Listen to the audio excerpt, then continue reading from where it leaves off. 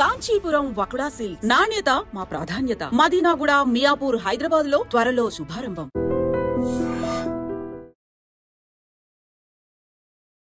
Hi hello నమస్తే, welcome back to iDream media. ఈరోజు మనతో ఉన్నారు మన ఫేవరెట్ ఫైనాన్షియల్ అడ్వైజర్ అయిన రమేష్ పసుపులేటి గారు. సో సార్తో ఈరోజు ఎటువంటి స్టాక్స్ ఇన్ ఫ్యూచర్ బాగా ట్రెండ్ అవ్వబోతున్నాయి, మార్కెట్ ఫాల్ అవ్వగానే ఎటువంటి స్టాక్స్లో పుష్ ఎక్కువ రాబోతుంది అనేది తెలుసుకుందాం. Hi sir. హాయ్ అండి. సార్, యూజువల్లీ మార్కెట్స్ బాగున్నప్పుడు అయితే డెఫినెట్లీ ఈ క్వశ్చన్ అడుగుతారు ఎక్కువ మంది. ఏ స్టాక్స్లో ఇన్వెస్ట్ చేయమంటారు, ఏ సెక్టర్స్లో ఇన్వెస్ట్ చేయమంటారు, ఏ జానర్ ఆఫ్ ఏరియాస్ బాగా పెరగబోతున్నాయని చెప్పేసి. బట్ ఇంకొక విషయం ఏంటంటే, ఇప్పుడు మార్కెట్ ఫాల్లో ఉంది due to certain reasons. But 1-2 మంత్స్లో దీనికి ఒక కొలిక్కి రాబోతుందని చెప్పేసి చెప్తా ఉన్నారు. అయితే మార్కెట్ రైజ్ అవ్వడం మొదలుపెట్టాక ఈ ఫ్యూ సెక్టర్స్ చాలా హైకి వెళ్ళబోతున్నాయని చెప్పేసి వినిపిస్తూ ఉన్నాయి వార్తలు. అవి ఏంటి తెలుసుకోవచ్చా? డెఫినెట్గా అంటే కొన్ని సెక్టార్స్ యాక్చువల్గా బాగా పడ్డాయి. ఏంటంటే ఫస్ట్ ఆఫ్ ఆల్ ఏంటంటే యుఎస్తో రిలేట్ అయిన సెక్టార్స్ బాగా పడినాయి. లైక్ వచ్చేసి ఆటోమొబైల్స్ ఒకటి, ఐటీ సెక్టర్స్ కూడా బాగా పడినాయి. సో టీసీఎస్ లాంటి పెద్ద పెద్ద స్టాక్సే 20-30% పడినాయి. టాటా అంత పెద్ద brand, blue chip company. So మన ఇండియాలోనే టాప్ ఫండమెంటల్ స్టాక్. సో ఇలాంటి స్టాకే మనకి 30-40% పడింది. సో ఇంకా మనకి ఆటోమొబైల్ స్టాక్ చూసుకుంటే సో చాలా స్టాక్స్ అంటే ఇప్పుడు యాక్చువల్గా టాటా మోటార్స్కి సంబంధమే లేదు యూఎస్ తోటి. వాళ్ళు అసలు యూఎస్కి ఎక్స్పోర్టే చేయరు. వాళ్ళు చేసేది చైనాకి, వాళ్ళు చేసేది జపాన్కి. సో ఇలాంటి కంట్రీస్కి ఎక్కువ చేస్తారు. ఇండియాలో వచ్చేసి వాళ్ళది కమర్షియల్ వెహికల్స్ ఎక్కువ ఉన్నాయి. సో కమర్షియల్ వెహికల్స్ మీద వచ్చే ఆదాయమే ఎక్కువ ఉంది వాళ్ళకి. అయినా కూడా ఆ స్టాక్స్ బాగుపడినాయి. టాటా మోటార్స్ ఎక్కడ 1100 నుంచి 690, 670కి పడిపోయింది. సో ఇలాంటి స్టాక్స్ కానివ్వండి, కొన్ని ఫార్మా స్టాక్స్ ఉన్నాయి. అంటే అసలు యాక్చువల్గా ఎప్పుడు ట్రంప్ వచ్చినా కానీ ఫార్మా స్టాక్స్ పడతాయి, ముందు భయపడిపోతారు ఎందుకో. ఎందుకంటే ఫార్మాకి సో మన ఇండియా కన్నా వాళ్ళ బిజినెస్ ఎక్కువ యూఎస్తో చేస్తారు. సో వాళ్ళకి ఎక్కువ ఆదాయం యూఎస్ నుంచి వస్తుంది. సో అలాంటి పెద్ద పెద్ద కంపెనీస్ ఉన్నాయి. ఆ పెద్ద పెద్ద కంపెనీస్ మన ఇండియాతో పాటు అక్కడ కూడా ప్లాంట్ పెట్టున్నారు ఫార్మా కంపెనీస్. అయినా కూడా మనకి ఇక్కడ పడితే అక్కడ పడుతుంది. మన ఎన్నో ఇండియన్ కంపెనీస్కి అక్కడ క్యాన్సర్ పేటెంట్స్ ఉన్నాయి, క్యాన్సర్ డ్రగ్ పేటెంట్స్ ఉన్నాయి. సో అంటే అక్కడ క్యాన్సర్ పేషెంట్స్కి వాడేయని మన ఇండియన్ డ్రగ్సే. ఇప్పుడు వీటి మీద ఇంపోర్ట్ ట్యాక్సెస్ పెంచితే ఎవరికి లాస్ అంటే వాళ్ళకే లాస్. అక్కడ పేషెంట్స్కి ఎక్కువ లాస్ అయింది. సో అక్కడ ఇన్ఫ్లేషన్ పెరిగిపోతే వాళ్ళ కాస్ట్ పెరిగిపోతుంది. సో కాస్ట్ పెరిగిపోతే ఆటోమేటిక్గా అక్కడ సో అనుకోకుండా వచ్చే ఎక్స్పెన్సెస్ వాళ్ళు మేనేజ్ చేయలేక డెట్ చేయాల్సి వస్తుంది, లోన్స్కి వెళ్తారు. సో ఆ లోన్స్ ఇంట్రెస్ట్ రేట్స్ పెరిగిపోతాయి. ఆల్రెడీ వాళ్ళ ఇన్ఫ్లేషన్ పెరిగిందంటే డెఫినెట్గా ఇంట్రెస్ట్ రేట్స్ కూడా పెరుగుతాయి. సో వాళ్ళ ఆర్థిక వ్యవస్థే ప్రాబ్లంలో పడుతుంది. సో అందుకని చెప్పేసి నార్మల్గా ఏ టచ్ చేసినా కూడా ఈ టచ్ చేయడానికి లేవు.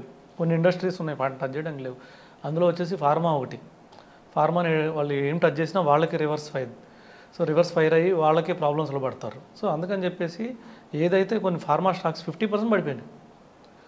చాలా ఫేమస్ స్టాక్స్ ఫార్మాలో 50% పడిపోయినాయి. సో ఆ ఫార్మా స్టాక్స్ కొనుక్కోవచ్చు. సో పెద్ద పెద్ద నేమ్స్ ఉన్నాయి అందులో. సో అక్కడ ప్లాంట్ కూడా ఉన్నాయి వాటికి. సో ఫార్మా స్టాక్ కొనుక్కోవచ్చు. ఇంకోటి వచ్చేసి టెక్, సాఫ్ట్వేర్. మనం వాళ్ళకి ఎంత డిపెండ్ అయినా వాళ్ళు కూడా మన మీద అంతే డిపెండ్ అయినారు. మనం వాళ్ళు ఎక్స్పోర్ట్ చేస్తున్నాం ఓకే, కానీ వాళ్ళకి చీప్ సాఫ్ట్వేర్ ప్రొవైడ్ చేస్తుందంటే అంటే వాళ్ళకి తక్కువ కాస్ట్లో సాఫ్ట్వేర్ సర్వీస్ ప్రొవైడ్ చేస్తున్నారు అంటే ఇండియానే. మన ఇండియా లేకపోతే వాళ్ళకి సాఫ్ట్వేర్ సర్వీసెసే లేవు, వాళ్ళ టెక్నాలజీ లేదు. సో వాళ్ళ పెద్ద పెద్ద సంస్థలు ఎన్విడియా కానివ్వండి, లేకపోతే వాళ్ళ యాపిల్ కానివ్వండి, సో మైక్రోసాఫ్ట్ కానివ్వండి, వాళ్ళకి కావాల్సిన సాఫ్ట్వేర్లన్నీ ఇండియా నుంచే ప్రొడ్యూస్ అవుతుంది. ఎందుకంటే ఇక్కడ తక్కువ లేబర్ కాస్ట్ ఉంది. సో దీనివల్ల ఏంటంటే మన మీద ఎక్కువ ఆధారపడుతుంటారు వాళ్ళు. సో ఇవన్నీ వాళ్ళు రేట్స్ పెంచితే వాళ్ళే లాస్లో పడతారు. సో అందుకని ఇలాంటి స్టాక్స్ కూడా బాగా పడినాయి. మనకు తెలిసే 30-40% పెద్ద పెద్ద పేర్లు కూడా పడినాయి. సో ఇవి కొన్ని యాడ్ చేసుకోవచ్చు. సో తర్వాత వచ్చి కన్జంప్షన్. నెక్స్ట్ థీమ్ వచ్చేసి కన్జంప్షన్ అంటే సో మనకు తెలిసింది అంటే మనం వీటిలో అన్నీ వస్తాయి. యాక్చువల్గా మనం వాడే గ్రాసరీస్ దగ్గర నుంచి, తర్వాత పెట్రోలియం ప్రొడక్ట్స్ దగ్గర నుంచి, సో డిస్క్రిషనరీ స్పెండింగ్ ఉంది అంటే కార్స్ దగ్గర నుంచి. సో ఏమవుతుందంటే మనం రేపు ట్యాక్సెస్ తగ్గినాయి అనుకోండి, నెక్స్ట్ క్వార్టర్ 2025-26 ట్యాక్సేషన్ ఇయర్ వచ్చిన దగ్గర నుంచి డెఫినెట్గా మన ఒక్కొక్కరికి అమౌంట్ తగ్గుతుంది. అంటే 1 లక్ష రూపాయల నుంచి 2 లక్షలు 3 లక్షలు వాళ్ళ ఇన్కమ్ బట్టి వాళ్ళకి ట్యాక్స్ అవుతుంది. అదంతా ఏం చేస్తారంటే వాళ్ళు డిస్క్రిషనరీ స్పెండింగ్ చేస్తారు. అంటే ఏం చేస్తారంటే కార్స్కి డౌన్ పేమెంట్లు చేస్తారు. కార్లకు డౌన్ పేమెంట్ చేసినప్పుడు ఏమవుతుంది, కార్ సేల్స్ పెరుగుతాయి. కార్ సేల్స్ పెరిగినప్పుడు కార్ స్టాక్స్ పెరుగుతాయి. సరే కార్ స్టాక్స్ పెరిగితే అందరితో సరిపోదు. ఇప్పుడు నాకు 1 లక్ష రూపాయలు మిగిలింది, 2 లక్షలు మిగిలింది, 3 లక్షలు మిగిలింది. ఈ 3 లక్షల కారు వస్తుంది అంటే రాదు. సో దానికి మనం ఏం చేయాలి, లెవరేజ్ తీసుకుంటారు, అందరు అప్పు తీసుకుంటారు. సో సపోజ్ 3 లక్షలు డౌన్ పేమెంట్ కట్టారనుకోండి, 3 లక్షలు మిగిలిందంటేనే వాళ్ళు 30 lakhs ఇన్కమ్ ఉన్నవాళ్ళు ఉంటారు. 30 lakhs ఇన్కమ్ ఉన్నవాళ్ళు డెఫినెట్గా కారు కూడా ఒక 20-30 lakhsలో కారు కొంటారు. అంటే వాళ్ళు 3 lakhs డౌన్ పేమెంట్ చేస్తే ఇంకో 15 lakhs లోన్కి వెళ్తారు. అవును. అంటే 15 lakhs లోన్కి వెళ్ళారంటే డెఫినెట్గా బ్యాంకింగ్, ఫైనాన్స్ సెక్టర్ బాగా పెరుగుతాయి. సో వాళ్ళ బుక్స్ అన్నీ పెరిగిపోతాయి. సో అలాగే సపోజ్ 2 lakhs మిగిలిన వాళ్ళు 20 lakhsలో ఉంటారు. సో వాళ్ళు 2 lakhs డౌన్ పేమెంట్ చేశారంటే 15 to 20 lakhs కారు వెళ్తారు. సో అది కూడా బ్యాంక్స్కి లాభమే. సో ఎన్బిఎఫ్సిస్ కానివ్వండి, ఇలాంటి ఫైనాన్స్ సెక్టర్ బాగా ఉండబోతుంది. ఆ స్టాక్స్ కూడా బాగుండి. సో అవి కూడా ఇప్పుడున్న టైంలో తీసుకుంటే మాత్రం మంచిదే. కానీ ఇప్పుడే కొనొచ్చా అంటే చెప్పలేము. ఇదే బాటమ్ అనేది ఒకసారి చెక్ చేయాలి. మేబీ ఇక్కడ మనం సపోజ్ ఒక 100 రూపాయలు ఉందనుకోండి, ఇప్పుడు ఒక 20 రూపాయలు కొనాలి. ఇంకొద్ది పడితే ఇంకో 20 కొనొచ్చు, ఇంకా పడితే ఇంకో 20 రూపాయలు కొనొచ్చు. ఎందుకంటే బాటమ్ ఎక్కడ ఉందో తెలియదు ఎవరికి. మేబీ ఇదే బాటమ్ కూడా కావచ్చు. ఇక్కడ నుంచి కొద్దిగా సపోర్ట్ తీసుకొని వెళ్ళిపోవచ్చు. ఎఫ్ఐఎస్ బయింగ్ వచ్చింది అనుకోండి, సడన్గా వాళ్ళకి సపోజ్ ఇక్కడ వాల్యూ కనపడింది, ఇక్కడ అండర్ వాల్యూడ్ ఉన్నాయి, ఫార్మా స్టాక్స్ బాగుపడినాయి, ఐటీ స్టాక్స్ పడినాయి. సో ఇవన్నీ ఫ్యూచర్ బాగుంటుంది. ఇప్పుడు ఇండియన్ మార్కెట్ ఒక ఆపర్చునిటీ కింద కనిపించవచ్చు అంటారా ఎఫ్ఐఎస్?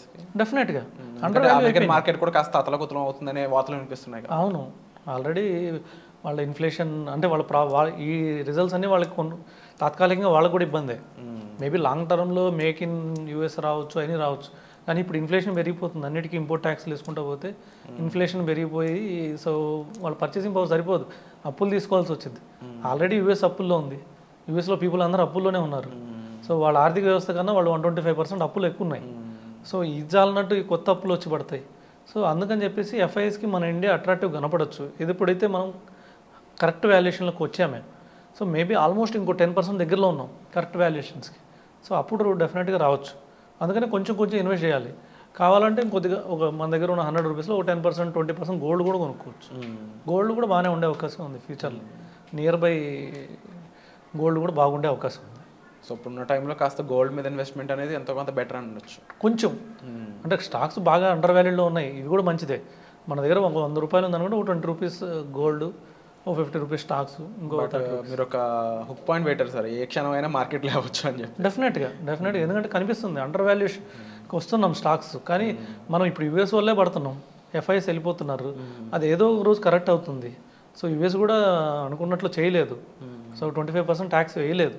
సో అది తెలియగానే డెఫినెట్గా మళ్ళీ మార్కెట్స్ పెరుగుతాయి డెఫినెట్గా. సో వేసి చూడాలంటారు ఏం జరుగుతుందో సార్. డెఫినెట్గా. అండ్ హోప్ఫుల్లీ మీరు ఏమనుకుంటున్నారు మార్కెట్స్ గురించి, సార్ చెప్పిన అనాలిసిస్పై మీ అభిప్రాయం ఏంటో కామెంట్ సెక్షన్లో చాలా క్లియర్గా మెన్షన్ చేయండి. అండ్ మార్కెట్ అనేది ఇంకా ఈ విధంగా ఎంతకాలం ఉంటుందని అడిగిన వాళ్ళకైతే ప్రస్తుతానికి ఒక 1-2 monthsలో అయితే దీన్ని కోలుకునే ఛాన్సెస్ ఉన్నాయని అయితే రమేష్ పసుపులేటి గారు చెప్పడం జరిగింది. ఇక ముఖ్యంగా అమెరికన్ మార్కెట్ కానీ అలాగే గోల్డ్లో ఇన్వెస్ట్ చేయడం కూడా సార్ మెన్షన్ చేయడం జరిగింది. ఇక్కడ సార్ చెప్పిన విషయాలపై మీ అభిప్రాయాన్ని తప్పకుండా కామెంట్ సెక్షన్లో మెన్షన్ చేయండి. అలాగే రమేష్ పసుపులేటి గారి నుంచి ఎటువంటి ఎపిసోడ్స్ మీరు ఎక్స్పెక్ట్ చేస్తున్నారు అనేది కూడా మాకు తెలియజేసినట్లయితే కామెంట్స్ రూపంలో మేము వాటిని మీ ముందుకు తీసుకొచ్చే ప్రయత్నం అయితే చేస్తాం తప్పకుండా. So thank you so much.